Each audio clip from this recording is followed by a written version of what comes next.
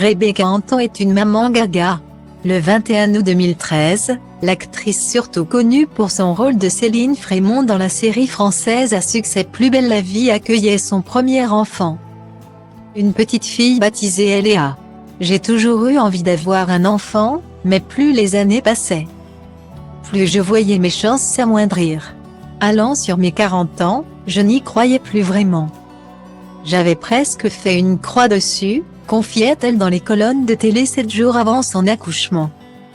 Et avant l'arrivée de sa petite fille, Rebecca Anton s'était malheureusement séparée du père de son enfant, le journaliste David Bérard. Depuis, les deux ex-amants conservent de bons rapports. Elle est avie avec sa maman, de laquelle elle est très proche. Rebecca Anton se confie à ce sujet dans les colonnes du magazine Gala dans les kiosques ce jeudi 19 août 2021. Son père, David Bérard, a toujours été son père. Il était présent à son baptême. Il y avait également ses grands-parents paternels.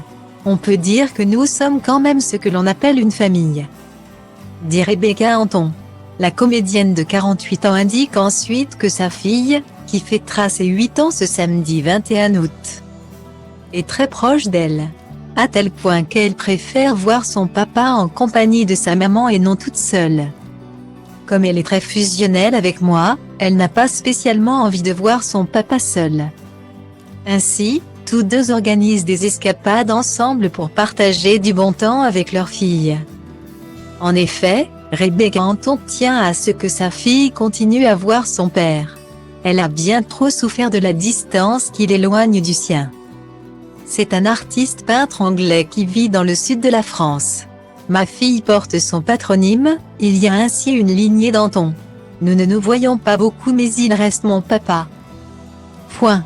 C'est pour cela que je mets un point d'honneur à ce que ma fille voie son père. Qu'elle le connaisse, qu'elle le découvre. Cet homme m'a donné envie d'avoir un enfant. Il est donc fantastique. C'est important de comprendre cela pour se construire. Une jolie déclaration d'amitié.